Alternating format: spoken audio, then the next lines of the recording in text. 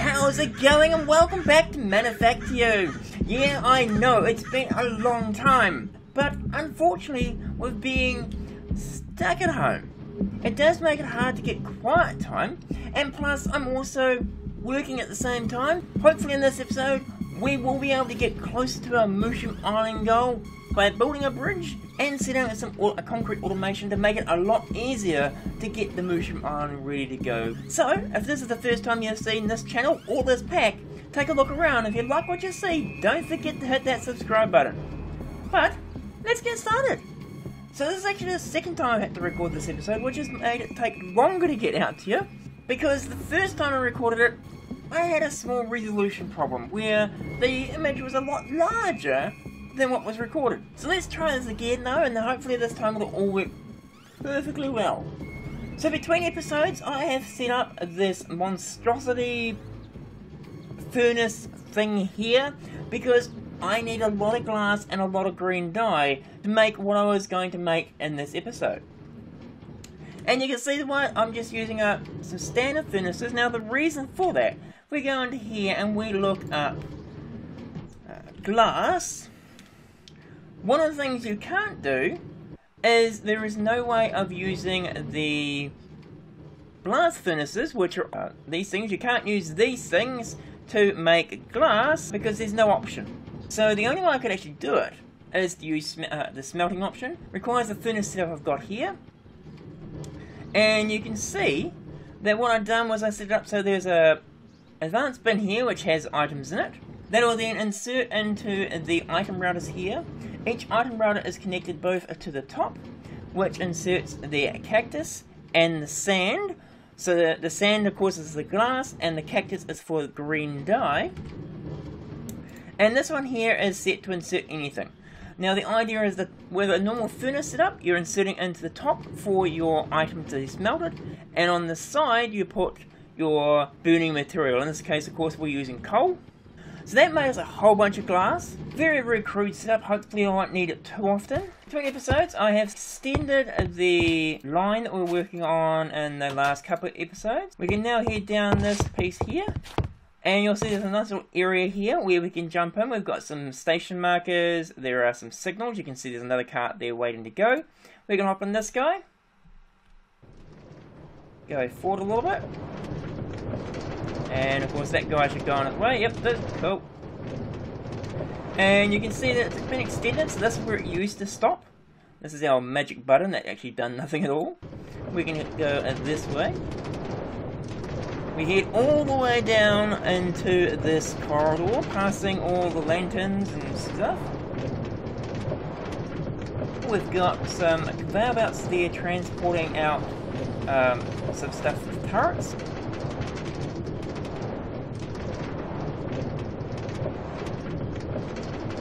You can see when we go across a bridge, we do a turn around the corner here, and we stop at this station.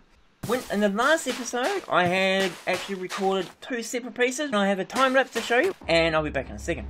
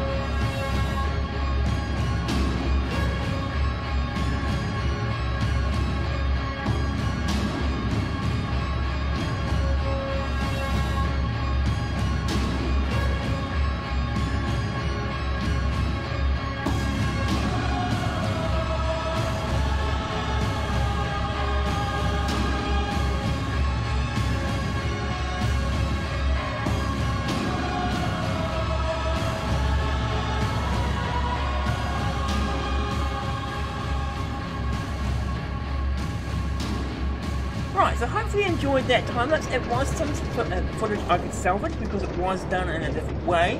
But hopefully it worked out really well and you can see what's actually going on here. We are currently, of course, going on the way back from the Mushroom Island. And you can see I've got lanterns here to keep light in here, and these should also stop the mob spawning. I do want to replace out the dirt that I placed in. But you can see it's quite a long tunnel. It's about, I think it was about 200 or 300 blocks from one side to the other side. So it did require a little bit of thought as to how to do it. And I thought this was a really nice way of making it fit with the idea I was going for. And we'll take a bit of a jump out here in a moment. So we jump out now. Yes. We'll let that cart go on its way. Have a quick look at what's here. Unfortunately, it is night time, which could make it a little bit more dangerous. Hopefully not. But you can see here, what I was aiming for is I wanted to go up. So right up here, we go up slowly. And then we get to this point here and we continue along. And you can see it goes on a very long way. And when we get to the Mushroom Island, it goes back down. But what I want to do is make it so it looks very futuristic. Which I think this actually does look futuristic, except for the dirt. But I do have plans for the dirt. So, in that recording, I also unlocked some extra research. Obviously, I can't easily relock it so I can unlock it again. But I did actually unlock it, and we went through that process. I believe one of them was under... Okay, so one of them was the building gadget. Now, it took 125 red and 125 green. And we'll cover that off in a second. I have made it, obviously. But I'll cover it off in a moment. Also unlocked one of the chunk loaders because I noticed, and you probably noticed at the end of that last little bit there, where the power was still going off. I thought if I ran some spot loaders, it would also let me, it would keep the power running, which doesn't look like it's quite working. I might need to put some more spot loaders in. And of course the next level from that is requiring green. So if I need to make another chunk loader or another spot loader, I can. The other thing I unlocked was under the military. We unlocked the concrete, which is red research and green research. And this one here is resistant to digging mobs, because there has been a number of times that I'm just standing in the little area here and I've heard this digging. Really annoying digging. And I know what's coming. A mob appears somewhere in the base. And the good thing about it is that concrete stops that from happening. So I thought that would be a really good idea to use concrete. Now, if we look at the recipes for the stuff, so we're going to have a look at concrete. Now, we are looking for, you need the Immersive Engineering one, which is this one here. The other ones will all get you there, but it tells you to go through random ways. So you can see here, concrete tile, Immersive Engineering. It's actually this one specifically there. And we can look in here, so this is how you make the concrete. It takes a carpenter, and you can either use slag and clay and gravel to make 12, which is not bad, but I don't have any way of currently making clay. Same thing with, we could use sand, gravel and clay. Once again, no, don't have enough actual clay to make that. Can get a lot of sand and I can get a lot of slag, but of course I don't have enough clay. And the other option is Hardened Stone. Now, one of the things I have, or at least I had a lot of, is Hardened Stone. In fact, I had a whole chest with a Hardened Stone, and I was also moving it up into one of these chests up here. So I had prepared for what we needed, and any excess has been dropping off the back into a cactus for a very long time. So we had quite a bit. I have, of course, now put a lot of that into there, and we're going to get to how I was going to make that in a second. But if we jump back to this guy, it does require a lot of Hardened Stone. So, in order to do that, what I decided we were going to do is make up a machine that will convert from the concrete, which of course is made up in our carpenter. I thought I actually want black, because I think the black would do a really nice base for both the bottom of that bridge, but also around the mushroom island will be a really nice colour to have black concrete, and maybe some other ones as well, to give it a more futuristic look. And you'll see that in probably the next episode what I'm looking for. But to get the black, we just go into chisel. And there's our concrete that we've currently got. If we go in, we can do black concrete, which of course is just coming from the same recipe. So all we're going to do to get black concrete is put it into the chisel. So what I decided to do, and it's still dark so it's a bit hard to do, is we jump into here. I think there should be stuff. You can see I made up a couple of carpenters. They are there. Because I pulled this machine down, and we'll remake it in a second. I made up an item router, an auto chisel, and a chisel.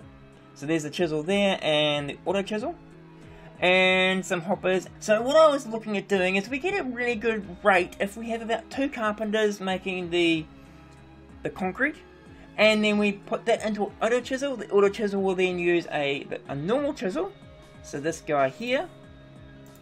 I don't think set up. I don't think I have to set it up to do anything. No.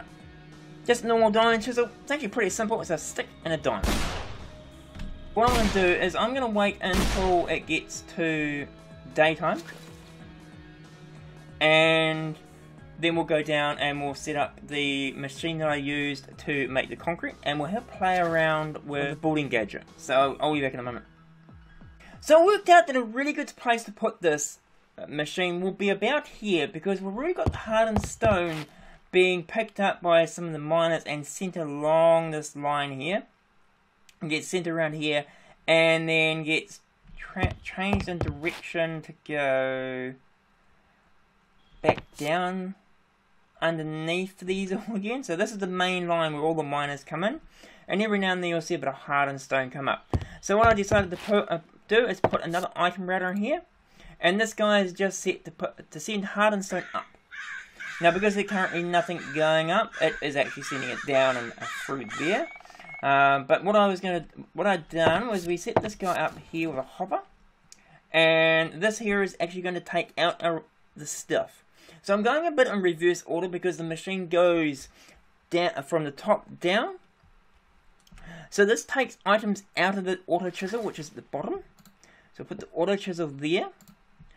I needed to stick a chisel into there, bit of black concrete in there, so it's got a pattern for what it's going to match.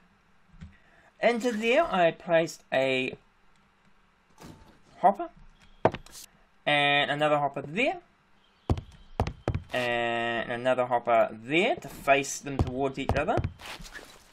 Of course, we need to jump up a little bit to be able to see what's going on. So, of course, this guy will insert into take out of whatever's on top of it, stick it into there, and that guy will take out of whatever's there and stick it on top. In the middle here, actually no, on the sides, I placed a carpenter on both sides, and we set this up with the recipe. So, if I grab the hardened stone and just do that, like that, it does require water. So we'll fix that up in a second. We'll place another set of hardened stone into there. And it will have a bit of a lag spike to slow things down. So that gives us all that. That'll then make that. I placed a item router in the middle here. And we're going to set this to input something random at the bottom. Let's put an MV connector in the bottom. And that way it'll insert whatever's coming in will go into there or to there. What I might actually do, and I may not have done this the first time, is we are looking at the yellow side, which is this side, so green is the back. We're going to put in hardened stone in there and hardened stone in there. That way it'll only ever insert hardened stone into there. The reason why we placed the MVY connected into the bottom is so it doesn't insert into the hopper. The only thing we want to insert into this hopper are these 2 hoppers. The other thing we need to do is grab some water. Now, I do have a fluid source over here, so there's actually water coming directly out of there with a pump on it. So what I'm going to do is I'm going to run this along here. We're just going to run it up. It does look a bit weird, ugly. Can I do that? Is it...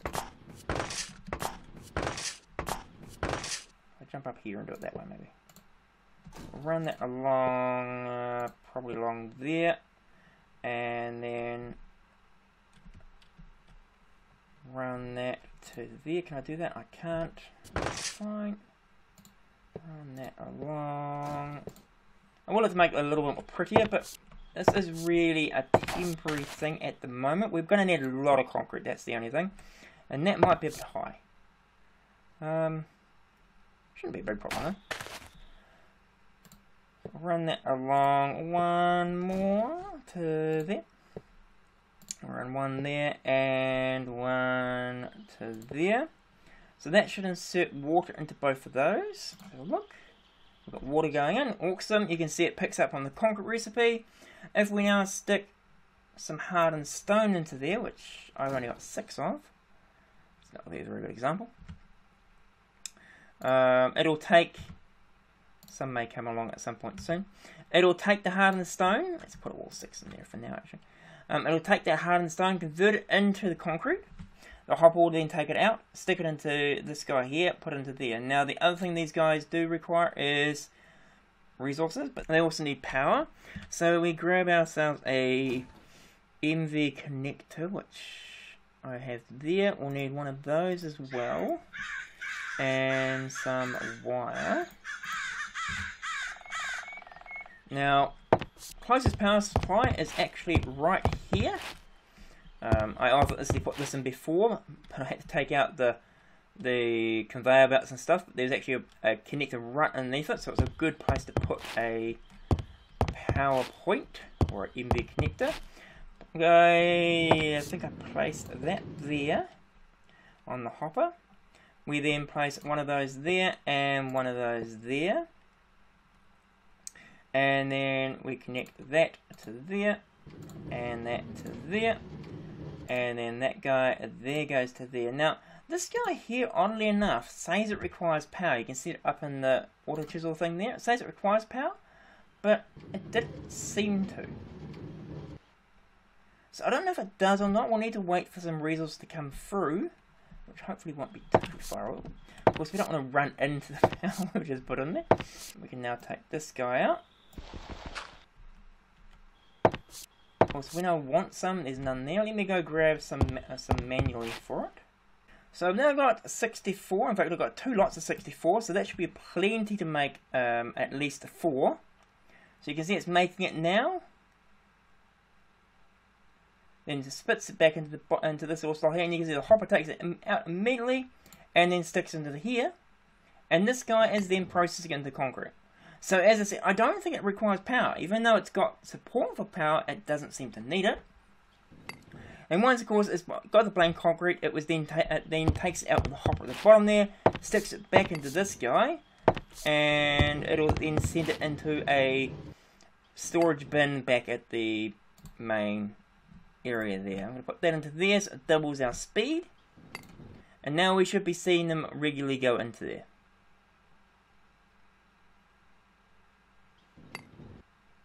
Just like that. And it actually does quite a few at once, it looks like too. It's not bad. Now, the other thing, of course, I said we're going to work on is I needed this guy here, the building gadget. Now, if you haven't seen this guy before, it's quite a cool little tool. And considering I need to do a lot of placing, this is a really good tool for doing that. If we press the G key, you can see there's all these various options. From making a surface, making a grid, making stairs, horizontal wall, vertical, horizontal columns, all that type of build to me. By default it starts in build to me, so we'll put that back into there because obviously I've already done this. In this chest here, I have added some concrete, which is quite a bit of concrete there. Now, if I sneak and click onto the chest, you'll see it's gone red currently because it can't build to me. It has no resources. But if we sneak and click onto there, it'll then select the chest as being the source of the items. I'm going to need to grab a single piece of concrete though, and place that down.